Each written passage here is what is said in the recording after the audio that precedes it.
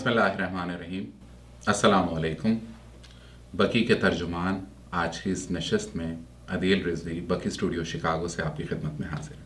आज हमारे दरमियान एक मशहूर मायानाज नोहा खान मदहसरा मोहतरम मीर जॉन बिन साबिर साहब तशरीफ़ लाए हैं।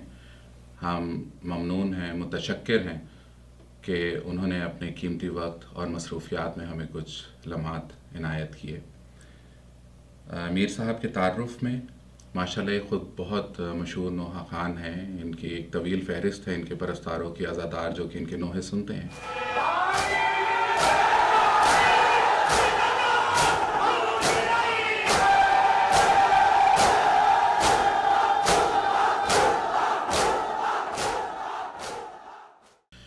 लेकिन ये एक अज़ादारी के हवाले से एक बहुत ही मोतबर ख़ानवादे के चश्म चराग हैं और मरहूम मीर साबिर अली ज़व्वार जान अज़ा के फ़र्जंद हैं।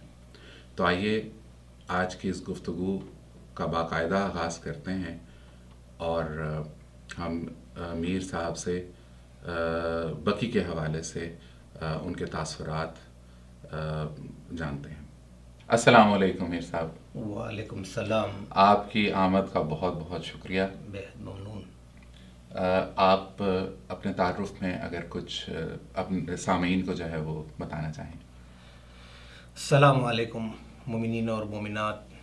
मैं जॉन बिन साबिर अंजुमन मासूमीन हैदराबाद दक्कन से ताल्लुक़ रखता हूँ और मेरे वालिद मीर साबिर अली ज़व्वार अंजुमन मासूमीन की जो बुनियाद है 1972 से जो आज़ादारी में मशगूल रहे और जिसमें मेरे पूरे ख़ानवादे, मेरे चचा, मेरे ताया और उनके बच्चे, हमारी पूरी ही फैमिली माशाल्लाह से हर दफ़ा अंजुमन मासूमीन को सपोर्ट रहा है।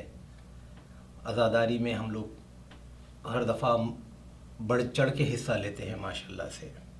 माशाल्लाह। मैं ये समझता हूँ कि ये ख़ास करम नवाजी होती है बिल्कुल अल्लाह ताला की आइम्मा कराम की कि वो कुछ हस्तियों को चुनते हैं इस मकसद के लिए। बिल्कुल माशाल्लाह।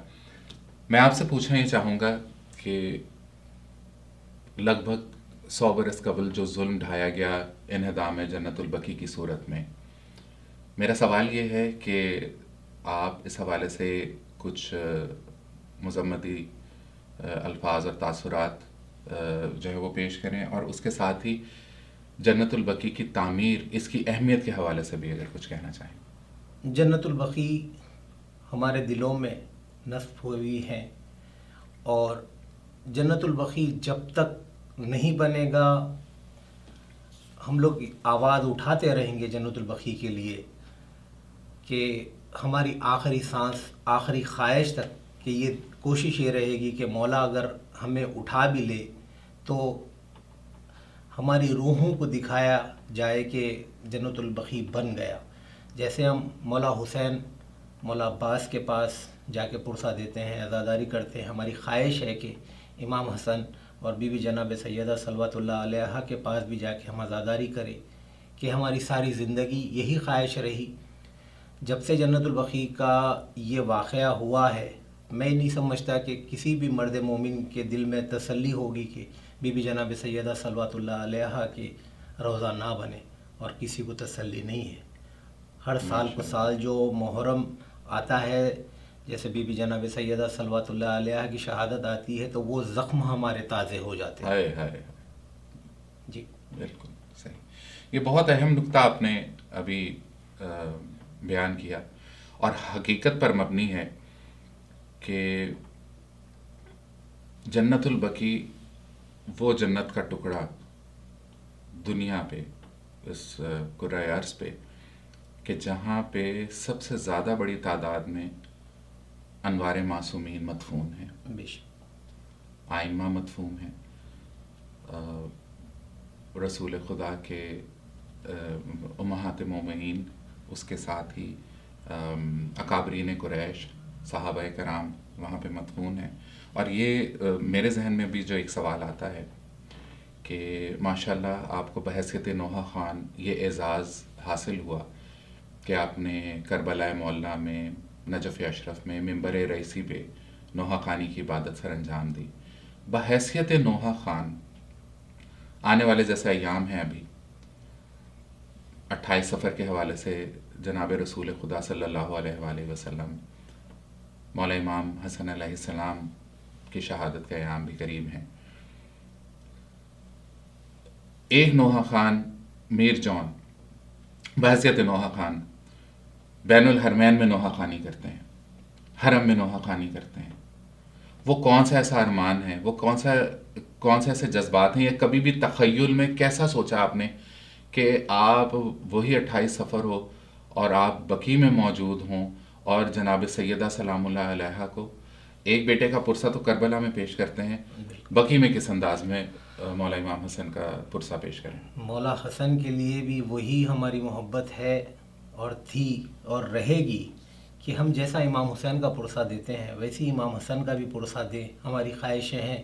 مگر کچھ ظالم لوگ ایسے بیٹھے ہوئے ہیں کہ وہاں جا کے سورہ فاتحہ نہیں پڑھنے دیتے, اللہ اکبر, تو آپ کو عزاداری بھی کرنے کے لیے منع کرتے دین ہیں. کی اساس, دین کی پہچان جو ہستیاں ہیں جی, آپ ان کی آخری آرام گاہ میں بھی ایک طرح کا کہہ لیں کہ انہیں چین نہیں ہے. بالکل, اہل بیت اطہار کو کبھی چین رہنے دیے ہی نہیں یہ لوگ.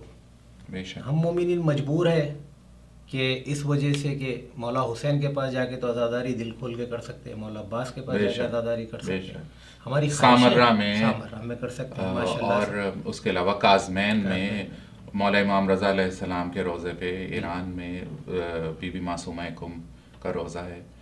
بالکل صحیح ہے آپ, اور یہ واقعی ایک عزادار کے دل کی ترجمانی جو ہے وہ آپ کے کلمات کرتے ہیں. میرا آپ سے یہی بہت ضروری سوال ہے جو کہ میں آپ سے کرنا چاہوں گا. میر صابر علی زوار صاحب کے فرزند, ایک مشہور نوحہ خان, بہت سے پرستار ہیں, بہت سے عزادار ہیں جو کہ آپ کے نوحے کو سنتے ہیں, سال بھر انتظار بھی کرتے ہیں کہ آپ جب نوحہ خانی کریں تو وہ سینہ کو بھی کریں, ماتم کریں, اس سزا میں شریک ہوں. یہ تمام کے تمام سعادتیں ایک طرف, اس کے ساتھ ہی کچھ ذمہ داری بھی, میں کہوں گا جتنا بڑا ایک حوالہ ہے آپ کے ساتھ. بالکل. آپ کیا سمجھتے ہیں کہ جب آپ اس عزا میں ان ماتمی پروگرام اور جلوسوں میں شریک ہوتے ہیں, وہ کون سا ایک ایسا پیغام ہے جو کہ آپ عزاداروں کو دینا چاہیں گے جو اس تحریک کو مزید مؤثر کرنے کے لیے کارآمد ثابت ہو؟ میں ہر ماتمدار اور عزادار سے یہی التجا کرتا ہوں کہ جنت البقیع کو نہ بھولا جائے. ویسے تو میں نہیں سمجھتا کہ کوئی ہمارا مرد مومن بھولتا ہے. جنت البقیع کے لیے کوشش کرے, جہاں جہاں سے آواز اٹھا سکتے ہیں آپ, جس طریقے سے. ضروری نہیں ہے کہ آپ کو لڑنا ہی ضروری ہے. جیسے صلح امام حسن ہے, مولا امام حسن صلحہ سے کام کرے تھے, تو اس کے لیے آپ ایٹ لیسٹ یہ کر سکتے ہیں کہ جنت البقیع کے لیے آواز اٹھائیں. کوشش کریں ہر طریقے سے کہ اپنے اپنے پلیٹ فارم سے, کئی انجمنیں ہیں, کئی ماتمی دستے ہیں, کئی ادارے ہیں, کہ بچوں میں اویئرنیس لائے بہت ضروری کہ جنت البقیع ہے کیا. ہمارے پاس کئی ایسے ادارے ہیں جو نوجوان بچوں کو نہیں معلوم کہ جنت البقیع کیا ہوا تھا جنت البقیع میں. تو ایٹ لیسٹ ایک ایسا سبجیکٹ رکھا جائے کہ یہ نماز جمعہ میں رکھا جائے, یا کوئی ایسا دن چنا جائے کہ جو ہے جنت البقیع کا ایک سبجیکٹ ہونا چاہیے. یہ بہت اچھا. اسی سے ایک اور پہلو نکلتا ہے کہ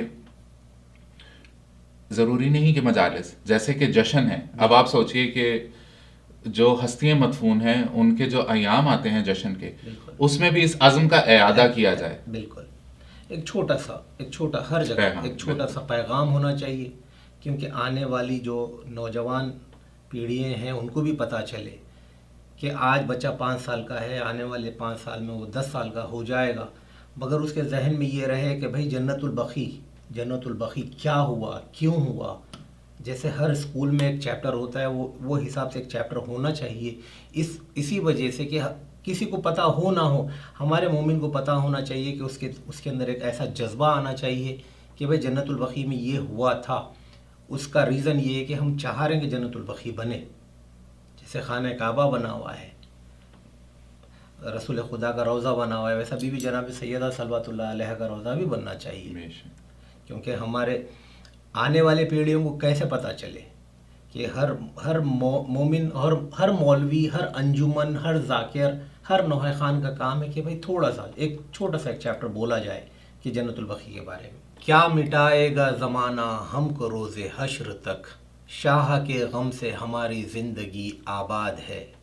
ماشاءاللہ، بہت خوب. اور حقیقتاً یہ شعر ہمارے دلوں کی، ہمارے جذبات کی ترجمانی کرتا ہے. وہ قبر جس کو 100 برس قبل منہدم کر دیا گیا، وہ اس زمین پہ، اس حصے پہ موجود تھی، لیکن مومن کے دل میں آباد اس روضے کو کیسے مسمار کیا جا سکتا ہے. اور یہی وہ جذبہ ہے کہ اگر ہمارے دل کے اندر وہ روضہ، وہ قبر موجود ہے تو انشاءاللہ وہ دن ضرور آئے گا انشاءاللہ کہ جب ہم جنت البقیع کو دوبارہ تعمیر ہوئے دیکھیں گے. آپ کی آمد کا بہت بہت شکریہ. ممنون میں بقیع کے ساری ٹیم کو بہت بہت آپ لوگوں کا شکریہ. اور آپ لوگ یہ جو کام کر رہے ہیں سوائے جناب سیدہ صلوات اللہ علیہ، اس کی جزا دیں گے آپ لوگوں کو. بہت شکریہ. ماشاءاللہ، سلامت رہیے. سامعین، ہمارے ساتھ اس نشست میں شریک رہنے کا بہت شکریہ. انشاءاللہ جلد ہی ہم بقیع کے ترجمان کی ایک اور نشست کے ساتھ آپ کی خدمت میں دوبارہ حاضر ہوں گے. اپنا خیال رکھیے گا. اللہ حافظ.